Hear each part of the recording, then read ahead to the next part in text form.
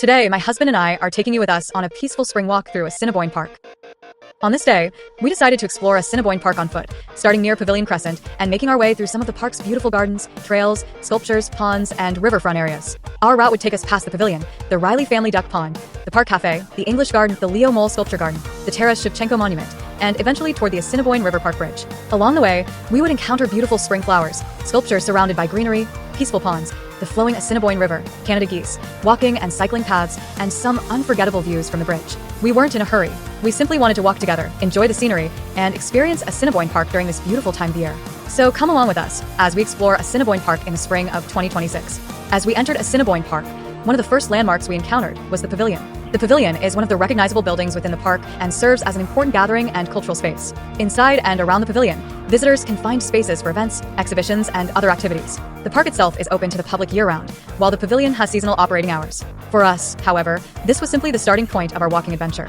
From the Pavilion area, we continued deeper into the park. And as we walked farther away from the entrance, the busy surroundings gradually gave way to trees, pathways, gardens, and open green spaces. Our next destination was the Riley Family Duck Pond. As we approached the Riley Family Duck Pond, the scenery immediately became more peaceful. The pond is one of the park's popular family and recreation areas. During warmer months, visitors can walk around the pond, observe waterfowl, sit on nearby benches, and simply enjoy the surroundings. During winter, the pond transforms into an outdoor skating rink, making it a year-round recreational destination. And if you enjoy birdwatching, this is also a great place to pay attention to the wildlife. The Assiniboine Park Conservancy identifies the Riley Family Duck Pond as a reliable location for seeing birds such as mallards, Canada geese, and common goldeneyes. Red-winged blackbirds and swamp sparrows may also be found around the marshy edges. On our visit, we weren't there specifically for birdwatching. We were simply enjoying the scenery. We walked ahead of the duck pond and eventually stopped near the Park Café, close to the fountain. This was one of those moments when you don't necessarily need to be doing anything. Sometimes, the best part of a park visit is simply sitting down and looking around. Near the duck pond, the Park Café provides visitors with a place to stop for food, drinks, and refreshments. According to the park's current information, the Park Café operates daily during the regular season and is located near the Riley Family Duck Pond. For us, this area became a small resting point. We stopped near the fountain and looked across the surroundings. The water, trees, plants, walking paths, and people enjoying the park created a very relaxing atmosphere. After spending some time there, we continued our walk. And our next destination was one of the most beautiful parts of Assiniboine Park, the English Garden. As we entered the English Garden, the scenery changed dramatically. Suddenly, we were surrounded by flowers, plants, shrubs, trees, winding paths, and carefully designed garden spaces. The English Garden is designed in the English landscape style, which emphasizes a flowing and natural-looking arrangement rather than strict geometric symmetry. The park describes its winding paths and free-form flower beds as a feast for the senses. And this was exactly how it felt for us. We weren't trying to rush through the garden. We simply walked slowly. We looked at the flowers. We admired the plants. We stopped to appreciate the scenery. And we enjoyed the peaceful atmosphere. The garden is also home to notable monuments and sculptures, including the Boy with the Boot and the Queen Victoria Monument. But perhaps one of the most special things about this garden is its relationship with the natural landscape around it. The English Garden is close to the Assiniboine River, so as we continued walking, we could hear and eventually see the river nearby. The sound of flowing water added another dimension to the garden experience. As we moved through the English Garden, we continued enjoying the flowering plants, shrubs, trees, memorial sculptures, and tablets. The garden isn't just about flowers. It's also about creating spaces where people can slow down and appreciate nature. The winding paths encourage visitors to explore rather than simply walk directly from one point to another. And that was exactly what we were doing. We were simply wandering. At times, we would stop. At other times, we'd continue walking. And every turn seemed to reveal something different. Eventually, we continued toward the Leo Mol Sculpture Garden. The Leo Mol Sculpture Garden is one of the most distinctive attractions within Assiniboine Park. Here, art and nature are combined into one outdoor experience. The garden contains numerous bronze sculptures created by Dr. Leo Mol, an internationally recognized Ukrainian-Canadian sculptor. The Assiniboine Park Conservancy describes the garden as a quiet retreat where visitors can enjoy Mol's works within a natural setting. As we entered the sculpture garden, we began seeing sculptures positioned among the greenery. Instead of viewing art inside a traditional museum, visitors here can experience sculptures outdoors, surrounded by flowers, trees, ponds, and walking paths. There is also a pond within the sculpture garden, adding to the peaceful atmosphere. And nearby is the Leo Mol Gallery and the Leo Mol Schoolhouse Studio. The Schoolhouse Studio is particularly interesting because Leo Mol used the former schoolhouse as a studio, and its interior has been preserved with molds and plaster casts that provide insight into how bronze sculptures were created. So, this isn't simply a garden filled with sculptures. It also provides a glimpse into the artistic process behind them. After spending time looking at the sculptures and pond, we continued toward the Leo Mol Sculpture Garden parking area. From there, we followed another trail toward the area around the pergola. This section gave us another opportunity to slow down. The park has many small spaces like this where visitors can sit, rest, take photographs, or simply enjoy the scenery. We eventually reached the pergola area near the Leo Mol Sculpture Garden. There was another peaceful pond and a resting area nearby. Nearby, we found a peaceful wooden garden structure that added a quiet, almost Japanese-inspired feeling to the landscape. We stopped here for a while. After walking through so many different sections of the park, it felt good to simply sit down and rest. The pond was calm. The surrounding greenery was beautiful. And for a few minutes, there was nowhere else we needed to be. Eventually, we decided to continue.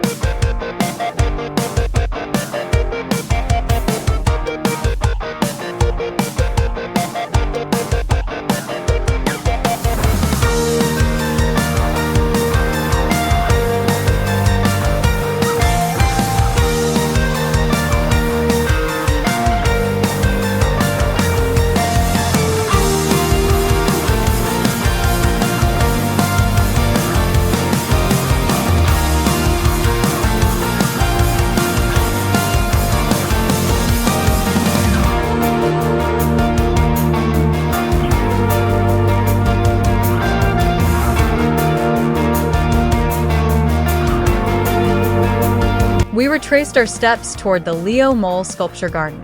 As we walked back through the garden, we once again saw the sculptures we'd passed earlier. But seeing them from a different direction gave us a slightly different perspective. The sculptures seem to interact with their surroundings. Some are surrounded by plants.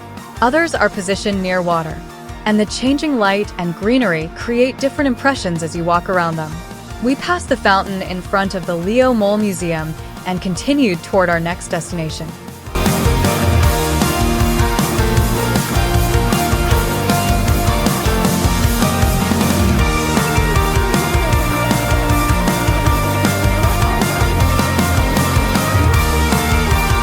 We continued toward the Taras Shevchenko monument. Taras Shevchenko was a major Ukrainian poet, writer, artist, and cultural figure. His legacy is especially significant to Ukrainian communities around the world. As we approached this area, something else began to dominate the soundscape: the sound of flowing water. The Assiniboine River. The river was becoming more noticeable as we made our way back toward the English Garden.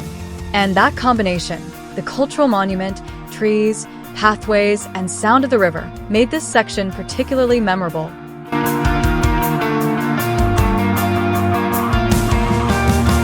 We returned toward the English Garden and once again stopped to enjoy the flowers and plants.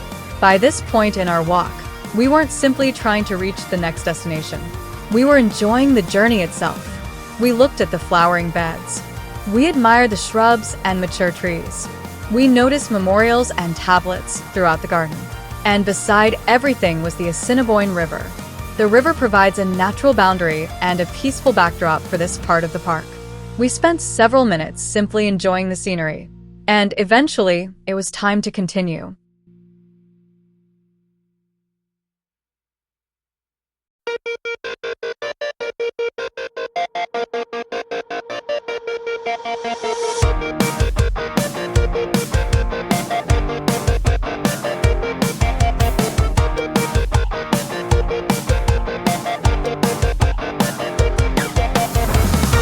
We exited the English Garden and made our way back toward the Riley family duck pond. This time, we passed the fountain again and continued toward the Cargo Bar. Cargo Bar is a seasonal pop-up patio located on the banks of the Riley family duck pond. It is built from a 20-foot shipping container and offers drinks and seasonal food options. For our visit, we used this area as a convenient place to freshen up and use the washroom before continuing our walk. After that short break, we were ready for the next part of our adventure. We continued toward the Assiniboine Park public outdoor bike area. Assiniboine Park is also a great place for cycling, and B2 Gather Bikes provides bicycle rental services within the park. The park's official map identifies B2 Gather Bikes as one of the recreational facilities and also shows the footbridge connecting the park toward Portage Avenue. We continued walking along the path, and ahead of us was one of the most beautiful parts of our entire day, the Assiniboine River Park Bridge. Before reaching the bridge, we passed the B2 Gather Bikes area near Assiniboine Park Drive. Then we finally reached the bridge, and honestly, what a view! The scenery immediately opened up. The river stretched beneath us. The trees surrounded the riverbanks. The air felt fresh. And suddenly, our slow walk became one of those moments that you remember long after the trip is over. We stopped in the middle of the bridge. We didn't rush. We simply stood there and enjoyed the view. Sometimes a beautiful place doesn't require an attraction, a museum, or an activity. Sometimes it's simply the combination of water, trees, sky, fresh air, and a quiet moment together. And this bridge gave us exactly that.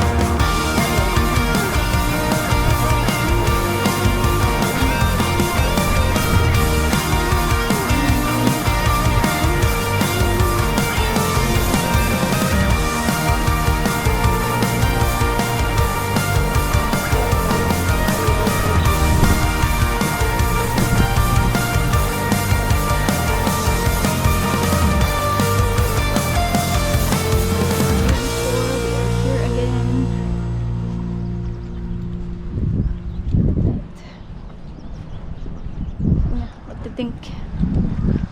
Oh. I'm gonna pause this.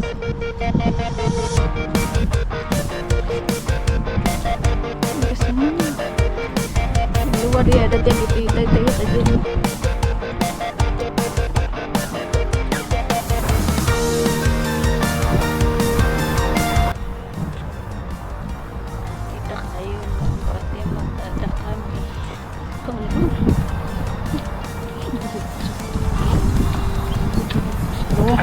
I sorry. Look at that. Finish them there. We're going over there.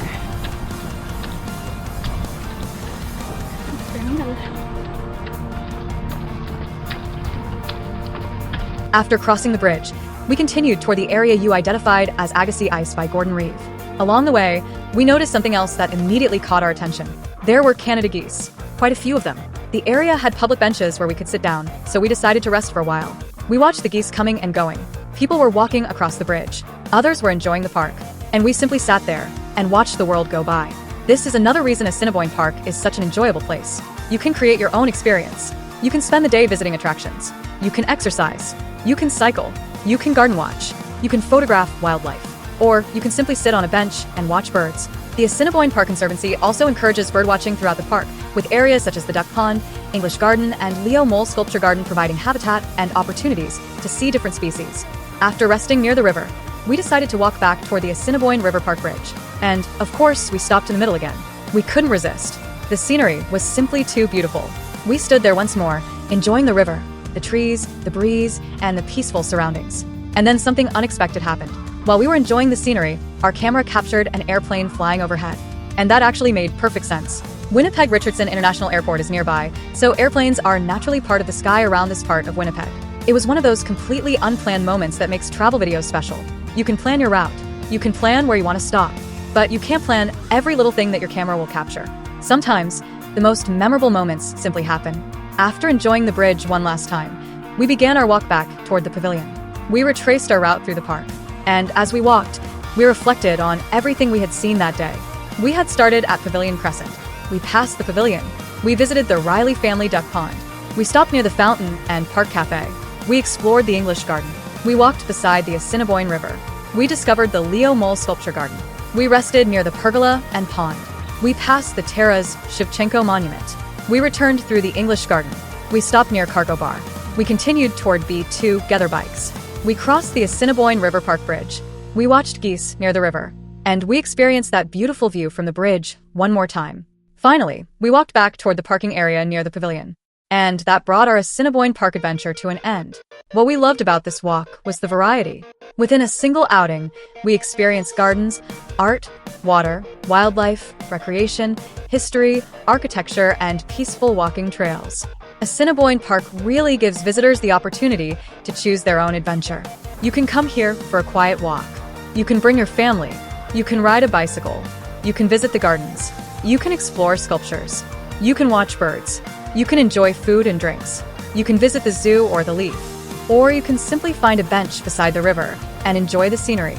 The park's current map shows how many of these attractions are connected by its internal paths, including the English Garden, Leo Mol Sculpture Garden, Riley Family Duck Pond, Pavilion, B2 Gather Bikes, and the Footbridge.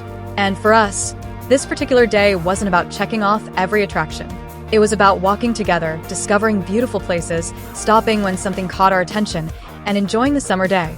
The gardens gave us color. The sculptures gave us art. The river gave us peaceful sounds. The bridge gave us beautiful views.